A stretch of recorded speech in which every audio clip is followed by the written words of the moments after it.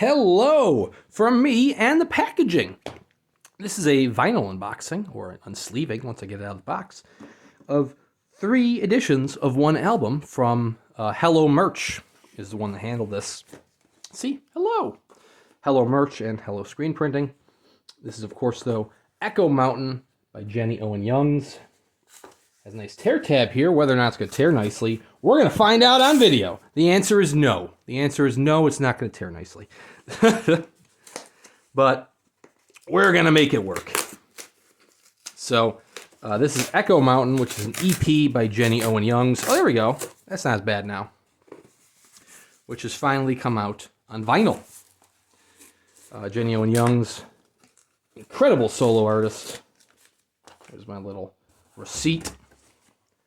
One of my favorite artists, musicians still working today. During the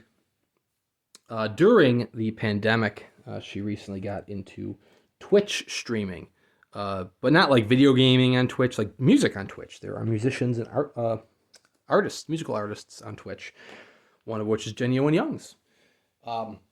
She goes back to all the way back to my college days when I absolutely loved her. And still do love her, but she hasn't done an album in 10 years, except till now. She's working on an album. Over the past 10 years, she's worked on 3 different EPs, extended plays.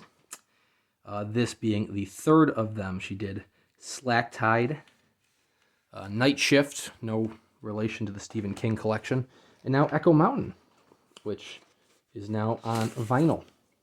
But it'll be nice to get a full-length album from her as well. So we got a little insert here with the lyrics on the back. So this EP includes Follow You, Sunfish, Dungeons and Dragons, as well as a demo, A Little Bird, and several remixes of Follow You and Dungeons and Dragons. The campaign for this, not that it was a campaign, but when this launched, there were other various goodies as well, including handmade dice, a dice set, kind of in the vein of Dungeons and Dragons. But anyways, Jenny Owen Youngs is one of those artists that I love to collect on vinyl. And I'm just checking this out. It doesn't really line up with the camera. There it is on the camera. You see how there's no warps? Very nice. 180 gram clear vinyl. I don't really buy too much vinyl these days because I no longer have a working turntable. Well, I mean, I do. It's a very cheap Crosley one from like Target, which, yeah, it's not really plugged in or hooked up. It's there. I used to have a really nice whole set, very vintage speakers and all, using the copper wiring from my great uncle, but that doesn't really work anymore. Now I've got, like I said, a cheap Crosley.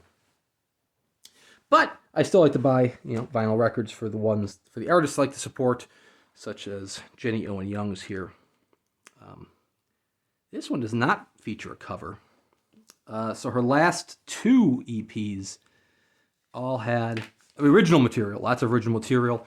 That was the clear vinyl. This one here should be gold flecked vinyl, 180 gram. She's an incredible writer. Very dark lyrics usually, at least back in the day.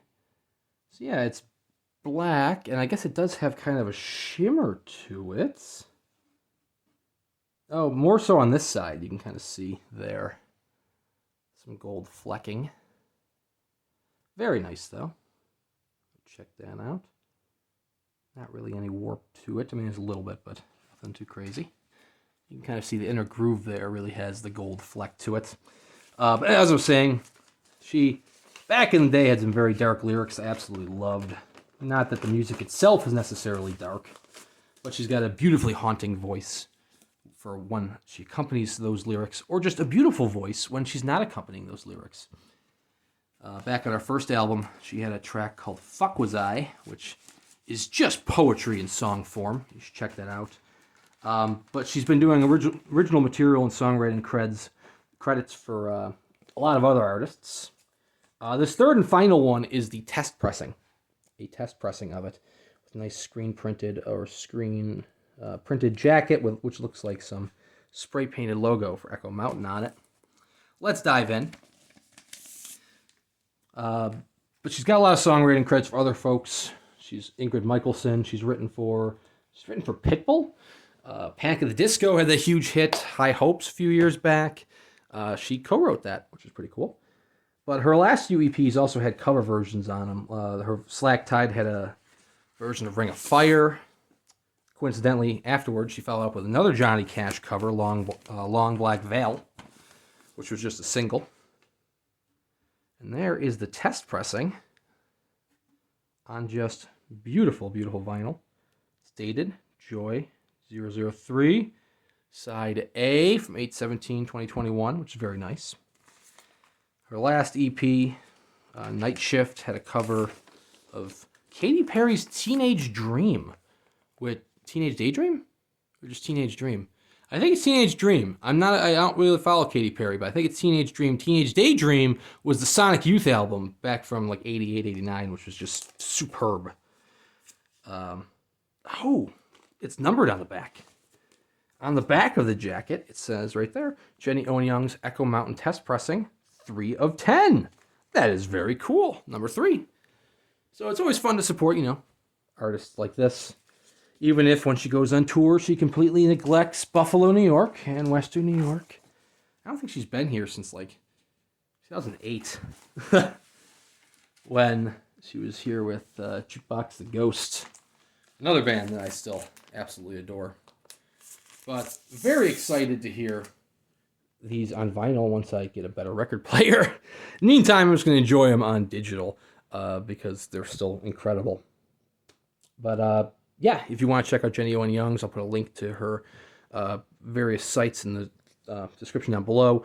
She's also a big part of various podcasts. If you're a big fan of Buffy the Vampire Slayer, she co-hosts Buffering the Vampire Slayer, which they discuss each episode, and she writes a song for each episode.